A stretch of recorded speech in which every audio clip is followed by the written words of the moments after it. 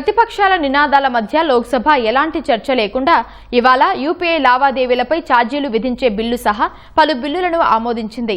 అనంతరం రేపటికి వాయిదా పడింది. ఉదయం 11 గంటలకు లోక్సభ సమావేశం కాగానే విపక్ష ఎంపీలు ఆందోళనకు దిగారు. అయోధ్య రామమందిరంలో కానుకల చోరీ, విద్యార్థులపై పోలీసు చర్య అంశాలపై హోంమంత్రి అమిత్ షా సమాధానం చెప్పాలని డిమాండ్ చేశారు. విపక్షాల ఆందోళనతో స్పీకర్ సభను మధ్యాహ్నం 2 గంటల వరకు వాయిదా వేశారు. ఆ తర్వాత కూడా సభలో అదే పరిస్థితి కొనసాగింది. యూపీఐ సహా ఇతర నోటిఫైడ్ డిజిటల్ చెల్లింపులపై బ్యాంకులు, సర్వీస్ ప్రొవైడర్లు ఛార్జీలు వసూలు చేసేందుకు ఉద్దేశించిన బిల్లుకు లోక్సభ ఆమోదం తెలిపింది.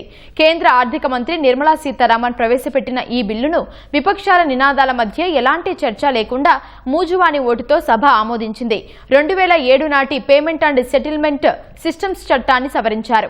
యూపీఐ, రూపే డెబిట్ కార్డుతో పనిచేసే డిజిటల్ చెల్లింపులపై ఎండీఆర్ ఛార్జీలు విధించకుండా ఉన్న నిబంధనను తొలగించారు.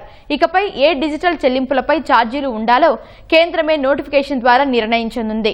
డిజిటల్ పేమెంట్ వ్యవస్థను నడిపే బ్యాంకులు, పేమెంట్ సర్వీస్ ప్రొవైడర్లకు ఆదాయం కల్పించే ఉద్దేశంతో ప్రభుత్వం బిల్లులో సవరణలు చేసింది.